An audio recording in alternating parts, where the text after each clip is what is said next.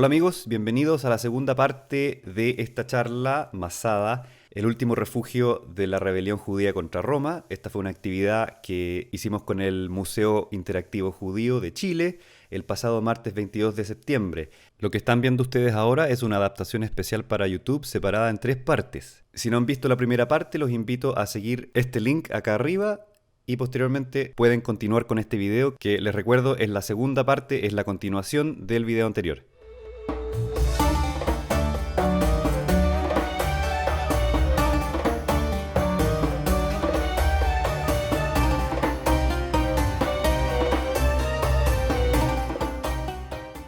Bueno, pasemos ahora a discutir un poco de las causas detrás de la guerra judeo-romana que aconteció entre los años 66 y 70 después de Cristo.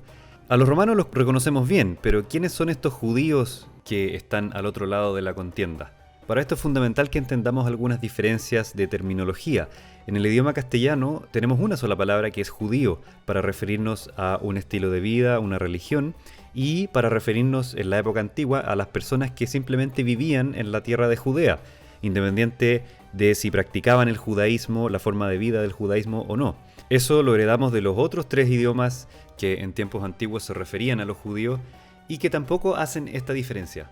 En esa época, en latín, en griego, en hebreo y arameo, Yehudí, Yudaios, Yudeus eran términos intercambiables para referirse a alguien que vive en la tierra de Judea, como también a alguien que lleva ese estilo de vida. Sin embargo, el idioma inglés nos permite hacer esa diferencia, donde el estilo de vida, la religión, se llama Jew o Jewish, y la etnia o residencia en la tierra de Judea, uno puede usar la palabra Judean. En castellano podríamos usar la palabra, no sé, judeíta, pero no suena muy bien, simplemente la palabra no existe, no se usa.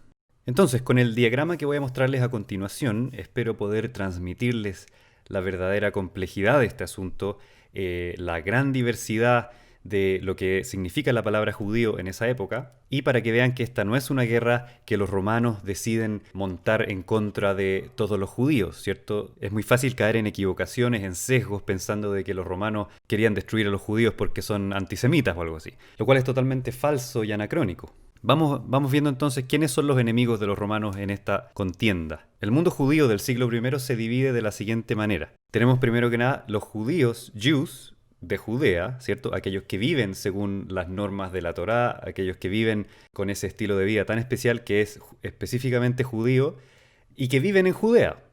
Pero también hay una enorme cantidad de personas que tienen ese estilo de vida, el estilo de vida judío, pero que viven fuera de Judea en otros territorios.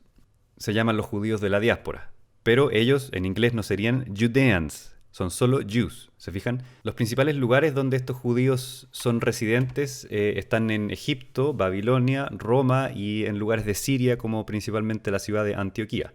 En ambos grupos se encuentran los judíos llamados helenizados, es decir, aquellos que todavía se identifican como judíos, pero en gran medida han aceptado, se han integrado plenamente al mundo helenístico, por lo que tienen un pie realmente afuera del mundo judío que tiene ese estilo de vida tan estricto, ¿cierto? Finalmente tenemos aquellos judíos que vienen de conocidas familias judías, pero que son apóstatas, es decir, que abandonaron por completo la forma de vida que dicta la Torá, se entregaron de lleno a cualquier otro estilo de vida, cualquier otra religión. No les interesa continuar con esas costumbres. Estos judíos apóstatas existían entonces, al igual que hoy. Luego, dentro del mundo periférico a Judea, inmediatamente cercano geográficamente, tenemos aquellos judíos que yo les llamaría palestinos, pero es porque viven en toda la tierra que después se llamó Palestina, ¿ya? Pero que no es Judea. Esto incluye los territorios de Galilea, Idumea y Transjordania, lo cual es importante que sepan que no es Judea, y ocurrió que aproximadamente en el año 100 a.C., muchas personas que no eran típicamente considerados judíos ni tampoco cumplían las normas de la Torá, no iban a hacer sacrificios a Dios en Jerusalén, ¿cierto? Muchas de esas familias fueron convertidas por la fuerza durante el gobierno asmoneo de Judea. De eso conversamos un poco en la charla anterior en los orígenes del cristianismo. Lo que quiero mostrar es que hacia el año 60 después de Cristo existían comunidades de personas que vivían como judíos pero no eran residentes de Judea, y esas comunidades probablemente 200 años antes no habían sido familias que habían sido originalmente judías. Por otro lado, hay Judeans, judíos de Judea, que emigraron en esos tiempos a otros lugares de Palestina. Ciudades típicamente helenísticas como lo son Cesarea, Citópolis, Ascalón, Ptolemais, que es Aco, Tiro, Sidón, ¿cierto? Hoy día en el Líbano. Aquí hay muchas comunidades de judíos que pocas generaciones atrás habían sido de Judea, pero que terminaron en estas ciudades que no están ubicadas en Judea, pero dentro de esa misma tierra que llamamos Palestina. A todo esto frecuentemente me preguntan que por qué le digo Palestina si en esa época no se llamaba así. Cierto, el término Palestina en esa época no era muy usado, pero es un término académico neutro que se ha usado siempre para denominar el territorio que básicamente queda al sur del Líbano. No por eso quiero implicar de que quiero decir que hay una conexión entre los palestinos modernos y la tierra que se llama en círculos académicos Palestina. Dejemos ese tema para otro día. Bueno, sigamos. También tenemos judíos Jewish, ¿cierto? Personas que viven según las normas de la Torá, que no eran residentes de Judea ni de la más amplia Palestina. Es decir, son gentiles, conversos al judaísmo desde el mundo greco-romano. Son personas que nunca fueron judíos por sus familias anteriormente y de repente les interesa esta nueva y atractiva religión y se entregan plenamente a vivir de esa forma y cumplir esas normas. Tienen que comer de cierta manera, tienen que hacer la circuncisión, ¿cierto? Este es un fenómeno que ocurre en la antigüedad clásica. Tenemos personas comunes, incluso reyes, que se convierten al judaísmo de Jerusalén. Y esto aparentemente era mucho más fácil y permitido en esa época que incluso que en el día de hoy. Finalmente tenemos una enorme agrupación de personas que les podemos llamar los temerosos de Dios. No significa que le tienen pánico, ¿cierto? Sino que significa que son los que conocen y creen que existe y que le tienen respeto al Dios de Jerusalén, el Dios de los judíos, pero, digamos, no están tan entusiastas con convertirse al judaísmo, ni mucho menos. De este grupo, también lo conversamos en la charla anterior en el cristianismo, van a aparecer muchos eventualmente cristianos. También los judíos de esa época se dividen por clases sociales: sacerdotes, sabios, escribas, nobles, que tienen que ver con la familia herodiana, ¿cierto? Burgueses, ya sean mercaderes, personas con mucha plata. Y por otro lado los campesinos, los más pobres, muchos de los cuales se están convirtiendo en esta época en marginados sociales, en pandilleros, bandidos, violentistas. Escuchamos típicamente en la época de Jesús personajes como Barrabás, que es uno de los que está crucificado al lado de Jesús, ¿cierto? Son rebeldes, insurrectos contra el sistema, no solo contra los romanos, y de hecho, habitualmente no contra los romanos, sino que contra el sistema establecido, que poco a poco se van a ver seducidos por estos líderes de filosofías nacionalistas o ultra religiosas. Nos recuerda mucho cómo el Estado Islámico está reclutando musulmanes jóvenes europeos, ¿cierto?, que se sienten marginados, que están descontentos con el sistema en el cual les tocó vivir. Como vimos en Chile también hace un año, ¿cierto? Hay una línea fina entre los delincuentes oportunistas, los manifestantes por justicia social, los violentistas reclutados por ideólogos de izquierda o por gobiernos de izquierda en otros países. Lo mismo está pasando en Judea en el transcurso del siglo I después de Cristo.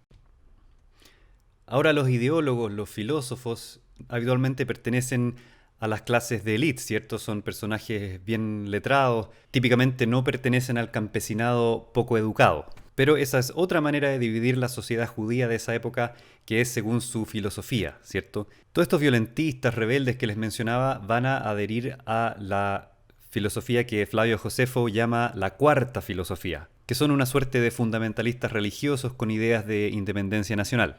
Y bueno, ¿cuáles son las otras tres filosofías? Tenemos a los saduceos, que típicamente son de clase alta y tienen conexiones con el sacerdocio del templo. Los fariseos, que son estos maestros de la Torá, que además siguen lo que se llama una tradición oral, que ha sido pasada de generación en generación. Los esenios son estos radicales religiosos con ideas ascéticas, monásticas, ¿cierto? Muchos de los cuales se retiran al desierto y se les asocia a ellos la fabricación de por ejemplo, los textos del Mar Muerto. En esta época no hay que olvidar tampoco a, llamémosle, los nazarenos, que son los primeros seguidores del movimiento Jesús en Palestina. No les podemos llamar todavía cristianos, que es una palabra que deriva del griego, ¿cierto? Porque son del mismo contexto judío-arameo. Y ya habíamos mencionado a los judíos helenistas, que tienen ideas que se acogen a todo el estilo de vida helenístico, la filosofía, les gusta ir al teatro, al gimnasio, ¿cierto? Todo ese estilo de vida a ellos les pareció una buena idea, por lo tanto lo integraron en sus vidas. ¿Cómo sabemos todo este detalle? Gracias a los escritos de Flavio Josefo, historiador judío que vivió estos hechos, que vivió en esa época. Poco a poco lo vamos a ir conociendo en la medida que avanza este relato. El mismo Josefo nos describe que, en sus palabras, los fariseos viven moderadamente y siguen la conducta de la razón, y la que ésta prescribe que será buena para ellos, así lo harán. Es una descripción un poquito de cerca porque él viene de esta filosofía, él pertenece a este grupo que son los fariseos, y queda de hecho en evidencia aquí de que él quiere contrastarse de los grupos más radicales, y por eso él escribe positivamente acerca de los fariseos, mostrando que es perfectamente religioso, pero pertenece a la facción más moderada. En total contraste, aquí vemos una descripción de lo que él llama la cuarta filosofía. Este es el texto de Josefo. Dice así: respecto de la cuarta de las filosofías, Judas el Galileo se declaró su líder. Esta escuela concuerda en casi todo con las opiniones de los fariseos, excepto de que tienen una pasión por la libertad que es inconquistable, dado que están convencidos que solo Dios es su líder y señor. La locura que siguió empezó a afectar la nación después de que Gessius Florus, quien era gobernador, a causa de sus acciones corruptas provocó una rebelión desesperada contra los romanos. Judas y Sadoc sembraron la semilla de la cual emergió la contienda entre facciones y la matanza de conciudadanos. Todo esto él lo escribe después de los hechos, sabiendo lo que pasó con Jerusalén en el año 70, que fue destruida la ciudad y el templo. Ahora aquí podemos rescatar varias cosas. En primer lugar, que Josefo no le está echando la culpa a los romanos como nación porque ellos son malvados, qué sé yo, sino que le echa la culpa en parte a uno de estos gobernadores que era especialmente corrupto e inepto, que era Gessius Florus, ¿cierto? Y por otro lado, le echa la culpa a sus propios correligionarios, aquellos que adhieren a esta cuarta filosofía, la cual él nos describe comenzó con estos personajes, Judas el Galileo y ese tal Sadoc. En eso él nos está describiendo eventos que ocurrieron alrededor del año 6 después de Cristo. En otras palabras, si Judea es una olla a presión que va a estallar el año 66 después de Cristo, en realidad Josefo nos cuenta de que esta olla había empezado a calentarse más o menos el año 6 después de Cristo, es decir, 60 años antes. Pasemos a hablar de la forma de gobierno en Judea después del año 30 después de Cristo. Todos conocen al famoso prefecto romano gobernador en Judea, Poncio Pilato, ¿cierto? No muchos años después de él, después del breve reinado del emperador Calígula, en el año 41 es proclamado emperador Claudio, y ese mismo año asciende al trono un rey de Judea que es perfectamente romano y perfectamente judío, que se llama Herodes Agripa, y no es cualquier judío. Por un lado es descendiente de Herodes el Grande, el famoso rey de Judea, ¿cierto? Y por otro lado, es descendiente de la familia real de Judea que se llaman los Asmoneos, quienes eran vistos con mucho mayor legitimidad incluso que el mismo Herodes el Grande, que en su época puede haber sido visto como un usurpador. Hay que entender de que las familias de los Herodes y de los Julio Claudios, por ejemplo, el mismo Claudio con el mismo Agripa, eran amigos de la infancia. Habían crecido juntos prácticamente, y cuando muere Agripa I de manera precoz, Claudio entiende que en esta tierra tan inestable es preferible designar a estos gobernadores romanos que van a administrar directamente, en lugar de traspasar el trono al hijo de Herodes Agripa I, que se llama Herodes Agripa II, quien en esa época era un joven sin experiencia, pero de todas formas tanto Claudio como Nerón, el emperador romano que sucedió a Claudio en el año 54, van entregándole al joven Agripa II cada vez más influencia, cada vez más territorio. Eventualmente se convierte en rey de Judea, pero su rol es solamente simbólico, no es un gobernador verdaderamente, porque de manera paralela hay procuradores romanos que son los verdaderos gobernadores de la tierra de Judea, que para todos los efectos es una provincia romana, entre el año 44 hasta el año 66. Bueno, y el otro aspecto que es fundamental para entender este período, y que de hecho es otro de los aspectos que judíos y romanos tienen en común, que ambas culturas son extraordinariamente literatas, producen en esta época enorme cantidad de literatura, de lo cual sobrevive mucho, pero indudablemente que una fracción muy pequeña. Y no solo cualquier literatura, literatura de altísima calidad. Pablo de Tarso está plenamente activo en esta época. Tenemos la fabulosa sabiduría de Séneca. Tenemos los extensos escritos de Flavio Josefo, el historiador que nos cuenta la historia de los judíos en esta época. El historiador Tácito también es fundamental. Por supuesto, los evangelistas están activos en esta época escribiendo acerca de Jesús. Tenemos a los filósofos Plutarco y Epícteto. Contamos con los extensos escritos de Plinio el Viejo. En suma, tenemos una cantidad de literatura muy extensa, de muy alta calidad, de personajes que hablan de religión, de filosofía, de historia y especialmente Plinio, quien nos hace una descripción verdaderamente enciclopédica del mundo en el cual él vive. Su principal obra es para todos los efectos una enciclopedia, se llama De Historia Natural, que incluye los animales, las comidas que se comen, los productos que crecen de la tierra, las distintas gentes que viven en el mundo. Es verdaderamente un lujo contar con tanta literatura que nos describe tan bien esta maravillosa época.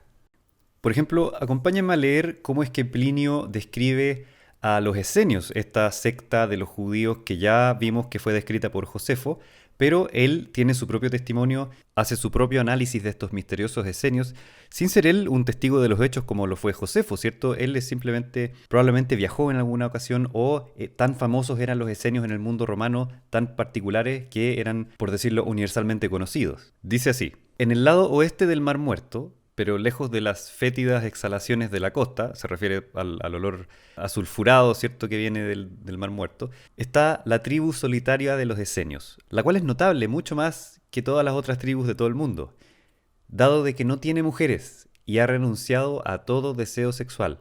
No tienen dinero y solo tienen para compañía palmeras.